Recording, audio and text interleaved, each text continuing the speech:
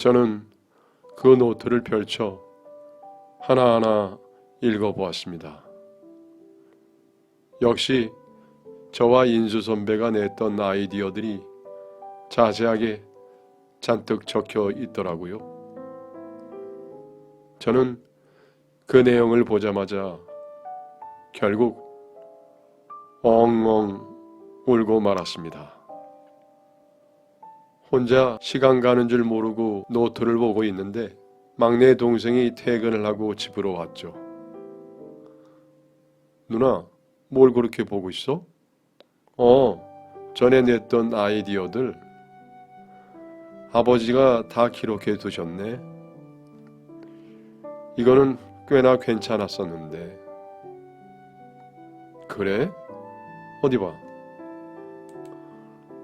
그리고 저와 함께 투닥거리며 이론 검증을 하고 있는데 야근을 한 둘째 동생이 집으로 돌아왔죠. 둘이 뭐해? 형, 일로 와서 이것 좀 봐봐. 이거 어떻게 하면 될 것 같지 않아? 둘째 동생은 옷도 갈아입지 못한 상태로 저희의 대화에 합류를 했습니다. 저는 오랜만에 동생들과 즐거운 대화를 한 것 같았습니다. 서로의 의견들이 더해지니 꽤 괜찮은 제품이 나올 것 같은 예감이 들었습니다. 그리고 그 주 주말 저희는 다 같이 둘러앉아 점심을 먹고 있었죠.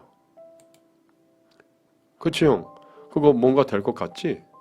내 생각에는 그거 잘만 하면은 장난 아닐 것 같은데? 누나는 어때? 이런 이야기들을 주고받던 우리 남매들은 식사가 끝나자마자 다시 아버지의 노트를 펼쳐두고 계산을 하기 시작했습니다.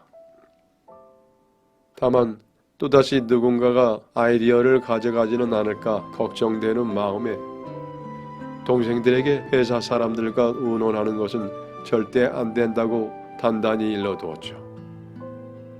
그렇게 평일에는 동생들이 회사에서 일을 하는 동안 저 혼자서 이런저런 식으로 계산을 해보기도 하고 동생들도 회사에서 열심히 일을 하고 집으로 돌아와 저와 끊임없이 회의를 했죠. 그리고 몇 달 뒤 마침내 이론으로는 완벽할 법한 것이 나왔습니다. 그러나 이론으로는 제품을 완성시킬 수가 없었어요. 실험을 해봐야 하는데 실험실이 없다 보니 그 부분에서 가로막혔죠. 그렇게 며칠 고민만 하고 있는데 동생이 개인 연구실을 가지고 계시는 교수님께 부탁을 드려서 실험을 할 수 있게 허락을 받아 주었죠. 저희는 다행히 그곳에서 밤낮 없이 실험을 할 수 있었습니다. 제법 오랜 시간을 노력한 결과 괜찮은 가제품을 만들 수 있었죠. 저는 모든 연구와 개발 과정을 정리한 리포트를 컴퓨터에 저장해 두었습니다. 이번에는 절대 다른 누군가에게 빼앗겨서는 안 된다고 생각했었습니다. 그래서 개발 상품에 대한 특허 관련 내용을 알아보고 있던 찰나 또다시 사건이 터졌습니다. 어느 날 새벽까지 자료 정리와 공부를 하고 자서 다음날 오후 늦지막히 일어났더니 엄마가 어디 가셨는지 보이지 않더라고요. 그런데 아무리 찾아봐도 노트북이 보이지 않았습니다. 늘 제자리에 있던 노트북이 사라지자 저는 머리가 하얘지는 것 같았습니다. 여태껏 준비한 모든 과정과 자료가 그 노트북 안에 저장되어 있는데 만약 잃어버렸거나 누군가가 가져간 거라면 몇 년 전과 똑같은 일이 벌어질 것만 같았습니다. 저는 너무나 불안한 마음에 엄마와 동생들에게 미친 듯이 전화를 걸기 시작했습니다. 동생들은 어리둥절하고 엄마는 전화를 받지 않았죠. 그제서야 엄마가 걱정이 되기 시작한 저는 경찰에 신고를 해야 하나 고민이 되었습니다. 그런데 순간 엄마에게서 전화가 걸려오더군요. 지희야, 엄마 아라뱃길에 가는 택시 좀 하나만 불러줘. 엄마, 어디야? 전화는 왜 안 받았어? 내 노트북 가져갔어? 아라뱃길은 왜? 아니 김전무가 이것 좀 가져다 달라고 했어. 엄마 절대 안 돼. 김전무님한테 그거 주면 안 돼. 엄마 어디야? 지금 어디야? 김전무가 이것만 넘겨주면 다 해결해 준대. 그런데 자꾸 다른 데로 오라고 해서 이제 못 가겠어. 택시 좀 불러줘. 동생들에게 전화를 걸어 상황 설명을 했죠. 동생들도 최대한 빨리 온다고 했는데 아무래도 제가 가는 것이 더 빠를 것 같아 저는 미친 듯이 달려왔습니다. 그렇게 저는 아라뱃길 요트 선착장에 도착을 했죠. 그러나 여러 대의 요트 사이에서 엄마를 찾는 것이 여간 어려운 일이 아니었습니다. 정확하게 엄마가 어디에 있는지 알 수가 없었으니까요. 너무나 불안한 마음에 저는 여기저기 돌아다니며 엄마를 찾아다녔습니다. 그 순간 조금 떨어진 곳에서 불이 켜져 있는 요트가 하나 보였죠. 그래서 저는 그쪽으로 조금씩 다가갔습니다. 살금살금 올라가 배 안쪽을 들여다보니 그곳에 김전무와 엄마가 있더군요. 그런데 김전무가 엄마에게 하는 말이 너무나 충격적이었습니다. 저는 너무나 분한 마음에 손이 떨렸어요. 형수님 정말 고생 많으셨어요. 이제는 제가 다 해결해 드릴게요. 요즘 저 회사에서 좋은 접대받고 있습니다. 외국 기업인데 네오전자라고 아시죠? 거기에서 따님이랑 아드님들이 개발한 거 잘 만들어줄 겁니다.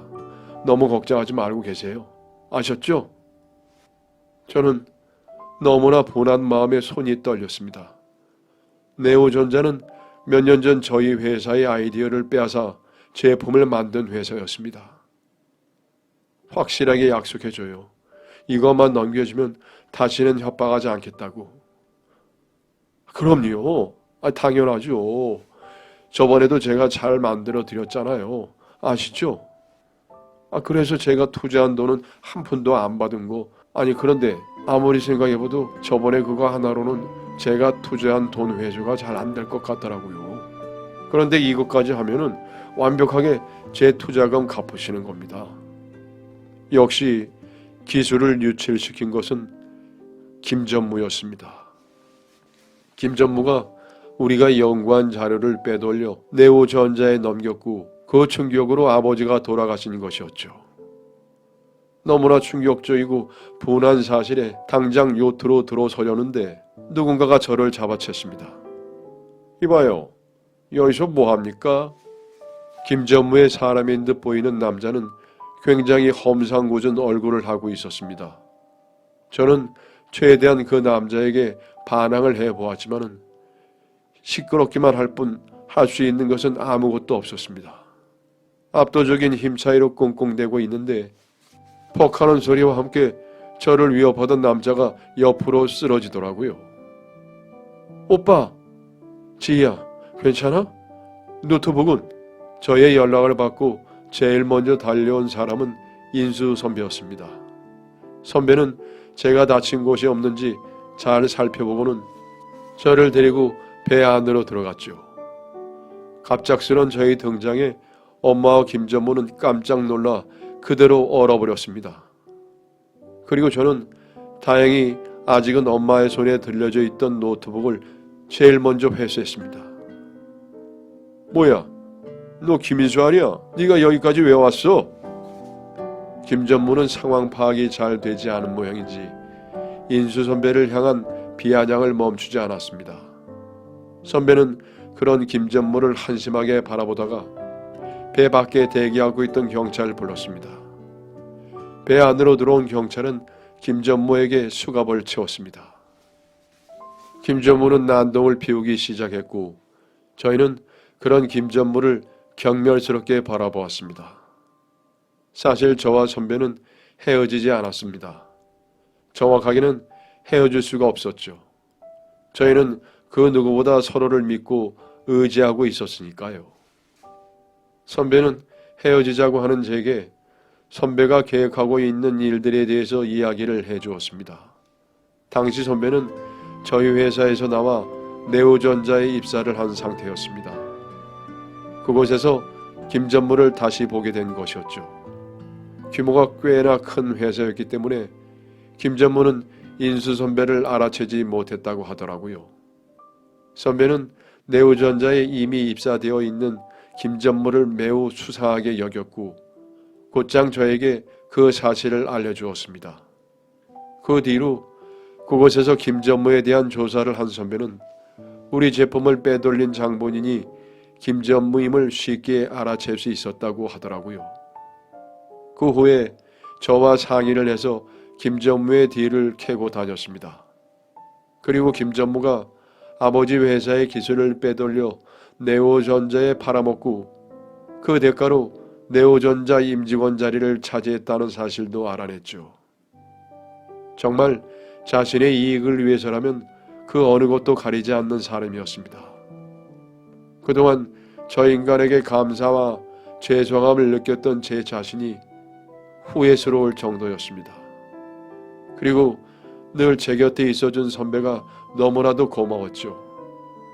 선배는 제가 빈소에 찾아오지 말라는 말을 했을 때도 빈소 밖에서 제 얼굴을 잠깐 보러 와줄 만큼 자상한 사람이었습니다. 힘들어하는 저에게 큰 위로를 해주었고 헤어지자고 했을 때도 침착하게 자신의 계획을 설명하며 괜찮다고 말해주었습니다. 선배가 아니었다면 김 전무의 만행을 막지 못할 수도 있었겠죠. 이후 김 전무는 아버지 회사의 주요 기술을 유출한 것으로 법정에 서게 되었고 이에 대한 유죄 선고를 받은 김 전무에게 저희 가족은 손해배상 청구를 할 수 있었습니다. 김 전무는 그날 이후 저에게 투자금 이야기를 하면 자신의 상황이라면 누구라도 그랬을 것이라고 궤변을 늘어놓았습니다. 자신의 이익에 눈이 멀어 회사 내부 자료를 팔아 넘긴 김 전무는 마음 같아서는 그 사람을 찢어버리고 싶었지만 선배가 저런 사람은 상대하는 것이 아니라며 절 진정시켜 주었죠. 동생들도 퇴사를 하고 저희 회사로 들어왔고 선배 말이 맞았습니다. 이제는 아버지가 돌아가시기 전처럼 잘 사는 것이 그 사람에게 할 수 있는 최대한의 복수였죠. 그리고 김 전무에게 받은 손해배상금으로 저희는 다시 회사를 차렸습니다. 동생들도 퇴사를 하고 저희 회사로 들어왔고 선배와 함께 개발에 힘써 주었습니다. 저는 아버지의 뒤를 이어 대표직을 맡았습니다. 저희는 아버지의 노트에 있던 그 제품들을 연구하기 시작했습니다. 사실 저는 동생들과 이 제품을 연구하는 과정부터 선배와 공유하고 있었습니다. 그 아이디어는 선배의 아이디어였으니까요. 그리고 어머니와 동생들 역시 김 전무의 죄가 드러나자 바로 선배에 대한 오해를 풀었죠. 그렇게 저와 선배는 회사를 차린 그 다음 해에 느지막이 결혼을 했습니다. 요즘은 넷이 모여서 온갖 공식을 대입해보며 피를 토하는 회의를 하는 중입니다. 다들 너무나 훌륭한 인재들이고 믿을 만한 사람들이라서 일을 하는 것이 너무나 즐겁지만 단점은 퇴근을 하고 집에 돌아와서도 회의를 하고 있는 것이랄까요? 저희는 결혼 후에도 분가를 하지 않았습니다. 우선적으로 엄마가 김 전무에게 받은 정신적인 피해가 커서 더욱더 불안해진 상태였거든요.